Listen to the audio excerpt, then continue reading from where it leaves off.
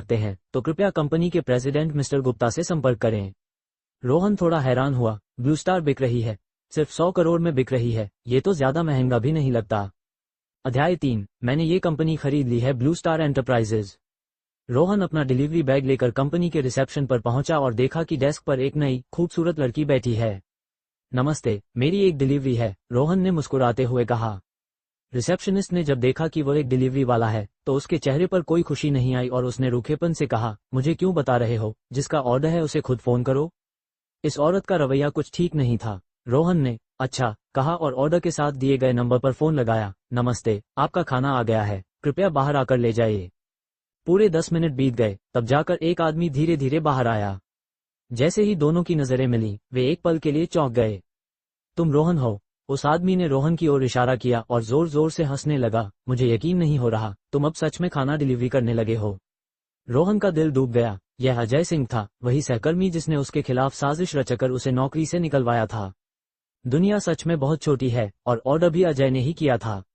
रोहन ने चेहरे पर शांति बनाए रखी और कहा, ये तुम्हारा ऑर्डर है, कृपया इसे ले लो।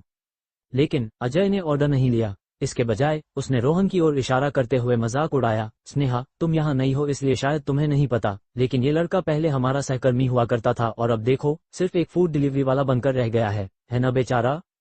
रिसेप्शनिस्ट स्नेहा खिलखिलाकर हंस पड़ी। सच में इतनी बुरी हालत हो गई और फिर भी यहाँ वापस आने की हिम्मत कैसे हुई? रोहन हंसा। मिस, कोई भी काम छोटा नहीं होता, अपने हाथ पैर से पैसा कमाना, चोरी या डकैती नहीं करना, इसमें गलत क्या है? स्नेहा ने मुंह बनाया जैसे वो रोहन से बात ही नहीं करना चाहती हो। अजय हंसा। तुम गलत हो, मुझे लगता है कि हम कंपनी के व्हाइट कॉलर कर्मचारी तुम जैसे मेहनत मजदूरी करने वालों से कहीं ज्यादा बेहतर हैं। स्नेहा, तुम्हें क्या लगता है? स्नेहा ने चापलूसी करने का मौका पकड़ लिया। मैनेजर अजय, आप सही कह रहे हैं। मैनेजर अजय? रोहन ने भौहें सिकोड़ी। अजय गर्व से मुस्कुराया। ओह हाँ, मैं बताना तो भूल ही गया, जब से तुम्हें नौकरी से निकाला गया है मेरा प्रमोशन प्रोजेक्ट मैनेजर की पोस्ट पर हो गया है। अजय के चेहरे पर घमंड साफ झलक रहा था। उसने मैनेजर पद के लिए रोहन के साथ मुकाबला किया था और जीतने के लिए उसे फंसा दिया, जिससे रोहन को बिना किसी गलती के अपना बचाव करने का मौका भी नहीं मिला और उसे निकाल दिया गया। रोहन ने ओह कहकर जवाब दिया और ताना मारा। तो फिर बधाई हो। रोहन के लहजे में व्यंग्य सुनकर अजय तुरंत नाराज हो गया और उसने डिलीवरी बॉक्स छीन लिया। उसे टटोलते हुए बोला, मेरा खाना ठंडा क्यों है? जरूर तुमने रास्ते में बहुत देर लगा दी होगी। रोहन हंसा। अजय, बस बहुत हुआ, ज्यादा मत उछलो, मैंने तुम्हें 10 मिनट पहले ही फोन किया था, तुम ही देर से आए हो। अजय गुस्से में आ गया और चिल्लाया, कमीने डिलीवरी वाले, तेरी हिम्मत कैसे हुई मुझसे जबान लड़ाने की? मैं तुम्हारी शिकायत करूंगा। मैंने सुना है कि शिकायत करने पर सैलरी कट जाती है। रोहन ऐसा इंसान था जो अपनी बात पर अड़ा रहता था। जब वो अपने परिवार का पेट पालने के लिए इस तनख्वाह पर निर्भर था, तब भी उसने कभी ग्राहकों की शिकायतों की परवाह नहीं की। जब बात बेमतलब के ग्राहकों की आती तो वो अंत तक अपनी बात पर कायम रहता, खासकर अब जब पैसा उसके लिए सबसे छोटी चीज थी। रोहन ने अजय को ऐसे देखा जैसे वह किसी बेवकूफ को देख रहा हो। अजय ने सोचा कि उसने रोहन को पकड़ लिया है। वह हंसा और बोला, रोहन, मैं तुम्हें अभी एक मौका देता हूँ, घुटनों के बल बैठकर मुझसे माफी मांगो और मैं शिकायत नहीं करूंगा। अब तक काफी लोगों ने हंगामा देख लिया था और वे तमाशा देखने के लिए वहां आ गए थे। क्या ये रोहन नहीं है? कितना बेचारा है, अब डिलीवरी का काम क्यों कर रहा है? इन दोनों की पहले भी कभी नहीं बनती थी। दुनिया सच में छोटी है, कितनी बुरी किस्मत है।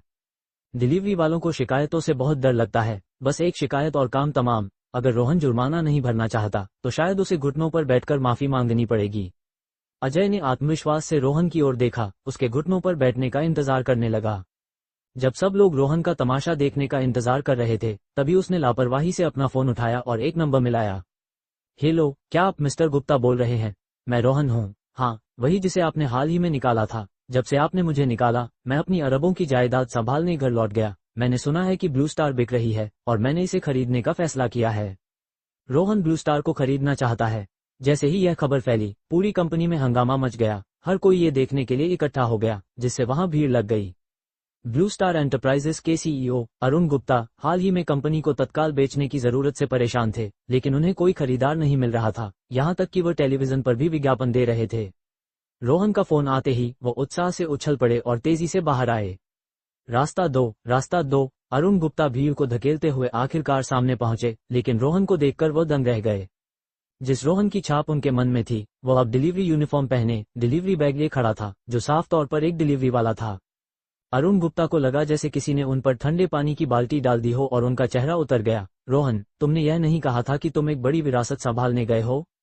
अजय जमीन पर लोटपोट होकर हंसने लगा। मिस्टर गुप्ता, इस लड़के ने आपको बेवकूफ बनाया है। इसके पास कोई विरासत नहीं है, यह अब सिर्फ एक डिलीवरी वाला है। ये कंपनी कैसे खरीद सकता है? भीड़ ठहाके मारकर हंसने लगी, क्योंकि रोहन का मजाक कुछ ज्यादा ही बड़ा लग रहा था। अरुण गुप्ता गुस्से में थे। रोहन, अगर तुम यहाँ झमेला करने आए हो तो बेहतर है कि तुरंत चले जाओ। रोहन शांत रहा, मुस्कुराते हुए बोला, किसने कहा कि एक अरबपति डिलीवरी का काम नहीं कर सकता? अगर मिस्टर गुप्ता को यकीन नहीं है कि मेरे पास पैसे हैं, तो मैं पहले बयाना डिपॉजिट दे सकता हूँ। आप कीमत बताइए। अरुण गुप्ता उसके शांत व्यवहार से चौंक गए और हिचकिचाते हुए बोले, क्या तुम्हारे पास सच में पैसे हैं? रोहन ने कहा, अभी ब्लू स्टार को कोई खरीदने को तैयार नहीं है। मिस्टर गुप्ता, आप जरूर चिंतित होंगे। मैं आपका एकमात्र मौका हो सकता हूँ। अगर आप कोशिश नहीं करेंगे तो मैं तुरंत चला जाऊंगा। अरुण गुप्ता वाकई में उत्सुक थे। वह ब्लू स्टार को बेचकर पैसा निकालने का इंतजार कर रहे थे। अजय और भी घमंड से हंसा, मैं तो हंसते हंसते मर जाऊंगा। रोहन, मिस्टर गुप्ता को बेवकूफ बनाना बंद कर। अगर तू ब्लू स्टार खरीद सकता है तो मैं घुटनों पर बैठकर तुझे बाप बुलाऊंगा। रोहन ने एक भौं उठाई। सबने सुना, यह मेरा बेटा बनना चाहता है। अजय ने कहा, मिस्टर गुप्ता, आप इस बेवकूफ पर विश्वास नहीं करेंगे, है ना? मैं तो कहूंगा कि इसकी शिकायत करके इसे सिक्योरिटी के हवाले कर दें। अरुण गुप्ता अजय नहीं थे। अजय की रोहन से निजी दुश्मनी थी और वह स्वाभाविक रूप से उससे छुटकारा पाना चाहता था, लेकिन अरुण गुप्ता को पैसे की जरूरत थी। ब्लू स्टार को बेचने का कोई भी मौका, चाहे वह कितना भी छोटा क्यों न हो, वह छोड़ना नहीं चाहते थे। अरुण गुप्ता ने दांत भींचकर अपना मन बनाया, ठीक है, मैं एक कोशिश करता हूँ। रोहन, पहले बयाने के तौर पर 30 करोड़ रुपए ट्रांसफर करो। अगर यह सफल हो गया तो मैं तुम पर विश्वास कर लूंगा। कोई बात नहीं। रोहन तुरंत मान गया। उसके पास अब खरबों रुपए थे। 30 करोड़ तो सागर में एक बूंद के समान थे। अगर वह समुद्र में फेंक भी देता तो उसे फर्क नहीं पड़ता। अरुण गुप्ता। अजय को यह सब बेतुका लगा। मिस्टर गुप्ता, क्या इस लड़के के साथ समय बर्बाद करना जरूरी है? जरा इसकी शक्ल तो देखिए, लगता है 18 पीढ़ियों से किसान है। क्या आपको सच में लगता है कि इसके घर में कोई खजाना है? अरुण गुप्ता ने सख्ती से जवाब दिया, बस चुप हो जाओ, मैंने अपना फैसला कर लिया है। अरुण गुप्ता की अपनी योजना थी। अगर रोहन पैसे नहीं दे पाया तो उन्हें अजय को कुछ बताने की जरूरत नहीं होगी, वो खुद रोहन से निपट लेंगे। अजय ने रोहन को घूरते हुए कहा, रोहन, अगर तू अपना तमाशा बनाना चाहता है तो मैं तुझे नहीं रोकूंगा, मैं तुझसे बाद में निपटूंगा। कंप्यूटर आ चुका था और असिस्टेंट ने जल्दी से ट्रांसफर पेज खोल दिया ताकि रोहन लेन देन कर सके। सबको लगा कि रोहन बस मजाक कर रहा है और उसका तमाशा देखने का इंतजार करने लगे, क्योंकि रोहन की शक्ल किसी भी तरह से एक अमीर व्यक्ति जैसी नहीं लग रही थी। रोहन कंप्यूटर के पास गया, जल्दी से अपना बैंक खाता नंबर डाला और ट्रांसफर राशि में 30 करोड़ रुपए दर्ज किए। कन्फर्म। एक साधारण से ऑपरेशन के साथ ट्रांसफर पूरा हो गया। बीप, एक सूचना की आवाज गूंजी। असिस्टेंट ने नीचे देखा, हैरानी से सिर उठाया और कांपती हुई आवाज में कहा, 30 करोड़ आ गए। अध्याय 4, तुम मुझे धोखा देने की इजाजत नहीं देते क्या? सब लोग सन्न रह गए, उनके चेहरों पर अविश्वास के भाव थे। रोहन के पास सच में अरबों की संपत्ति है। क्या ये सच में किसी बहुत बड़े अमीर बाप की औलाद है? जरूर यही सच होगा। अरुण गुप्ता ने उत्साह से कंप्यूटर पकड़कर देखा और खुशी से हैरान रह गए। रोहन, क्या जो तुम कह रहे हो वो सच है? अजय का तो मुंह खुला का खुला रह गया, उसका चेहरा राख जैसा हो गया। असंभव, ये सच नहीं हो सकता। रोहन मुस्कुराया और बोला, मिस्टर गुप्ता, अब आपको विश्वास हुआ कि मैं आपकी कंपनी खरीद सकता हूं? अरुण गुप्ता ने जोर जोर से सिर हिलाया और उत्साह से बोले, मुझे विश्वास है रोहन। नहीं रोहन भाई, आप सच में मेरे लिए भगवान बनकर आए हैं, आपका बहुत बहुत धन्यवाद। अरुण गुप्ता ने जोश में रोहन का हाथ पकड़ लिया, यहाँ तक कि उसे बुलाने का तरीका भी बदल दिया, जैसे रोहन उसका दूसरा बाप हो।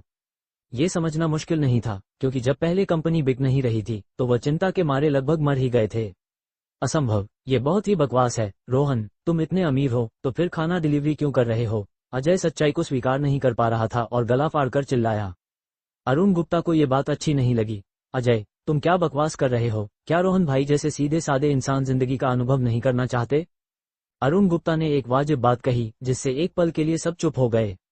अजय भी इस जवाब से निशब्द हो गया। उसे बहुत गहरा सदमा लगा, ये झटका उसके लिए सहन करने से बाहर था। रोहन ने आधी अधूरी मुस्कान के साथ कहा, अजय, तुमने यह नहीं कहा था कि अगर मैं ब्लू स्टार खरीद सका तो तुम घुटनों के बल बैठकर मुझे बाप बुलाओगे? तुरंत अजय का चेहरा लाल हो गया और वह खुद को नीचा दिखाने को तैयार नहीं था, क्योंकि रोहन वह इंसान था जिसे वह हमेशा अपने पैरों तले रौंदता आया था। ये देखकर रोहन हल्का सा मुस्कुराया। मिस्टर गुप्ता, क्या मैं अब एक अनुरोध कर सकता हूँ? अरुण गुप्ता ने सम्मानपूर्वक मुस्कुराते हुए कहा, बिल्कुल, ये कंपनी जल्द ही रोहन भाई की होने वाली है। रोहन भाई जो चाहें कर सकते हैं। रोहन ने सिर हिलाया और अजय की ओर इशारा किया। ठीक है, फिर सबसे पहले अजय को नौकरी से निकाल दो।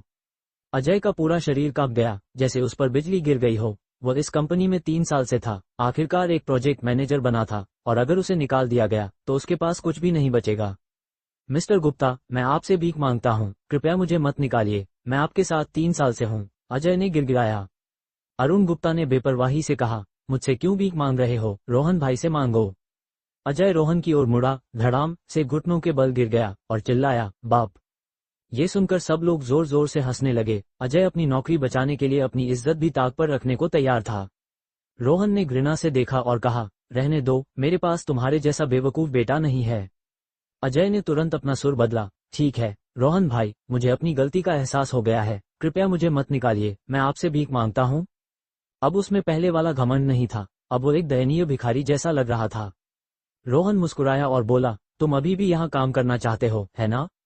अजय ने जल्दी से सिर हिलाया। हाँ। रोहन ने कहा, ठीक है, फिर मैं तुम्हें एक मौका दूंगा, सबके सामने कबूल करो कि तुमने मुझे कैसे फंसाया था, जिसकी वजह से मुझे नौकरी से निकाला गया, और मैं तुम्हें जाने दूंगा।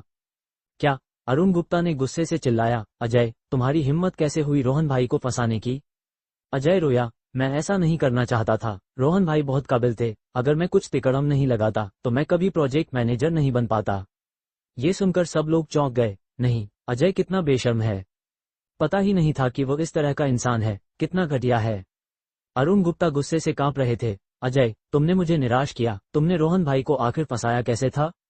अजय ने कहा, मैंने रोहन भाई की फाइलों में बिना उन्हें बताए आंकड़े बदल दिए, जिससे कंपनी को हजारों का नुकसान हुआ।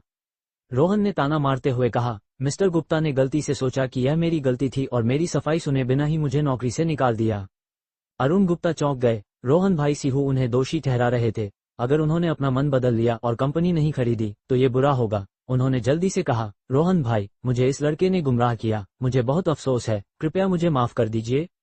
रोहन ने अरुण गुप्ता के कंधे पर थपथपाया, बेशक, जो हुआ सो हुआ, पुरानी बातों को भूल जाते हैं।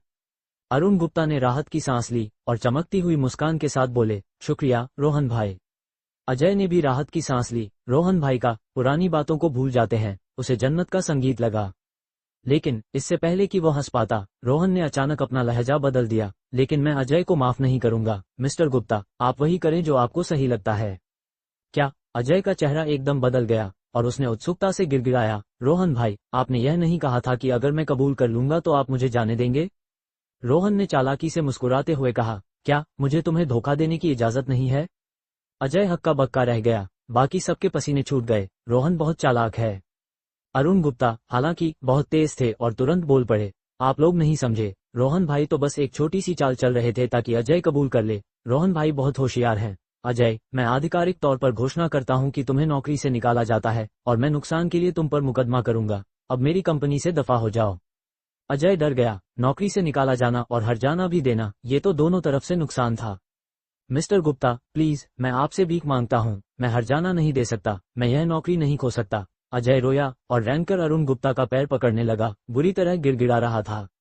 अरुण गुप्ता को डर था कि रोहन को बुरा लगेगा, इसलिए चिल्लाए, सिक्योरिटी को बुलाओ, इसे यहां से बाहर निकालो। जल्द ही 2 लंबे चौड़े सिक्योरिटी गार्ड आए और बिना कुछ कहे अजय को दोनों तरफ से पकड़ा और जबरदस्ती बाहर घसीट कर ले गए।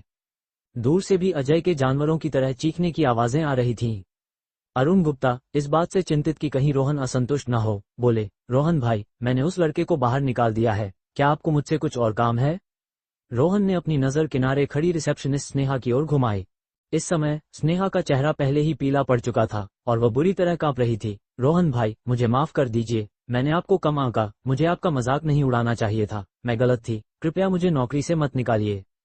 स्नेहा ने एक दयनीय चेहरा बनाया, रोहन का दिल पिघलाने की कोशिश कर रही थी। रोहन ने हालांकि उसे नजरअंदाज कर दिया। इस स्नेहा ने पहले उसे डिलीवरी वाला होने के लिए नीची नजर से देखा था और अब जब उसे पता चला कि वह अमीर है तो वह रहम की भीख मांगने आ गई। ऐसे चापलूस को वह नहीं रखेगा। अरुण गुप्ता, एक दुनिया देखे हुए इंसान, रोहन के भावों को देखकर ही उसके इरादे समझ गए और ठंडे स्वर में बोले, मैं सिक्योरिटी को नहीं बुलाना चाहता, तुम खुद ही चली जाओ। स्नेहा शर्म से लाल चेहरे के साथ केवल चुपचाप अपना सामान पैक कर सकी और अपमानित होकर चली गई। रोहन ने सबकी ओर देखा और जोर से कहा, अगर आप यहाँ काम नहीं करना चाहते तो आप स्वेच्छा से इस्तीफा दे सकते हैं, लेकिन अगर आप रुककर मेरे साथ काम करने को तैयार हैं तो मैं गारंटी देता हूँ कि आप एक अच्छी जिंदगी जिएंगे।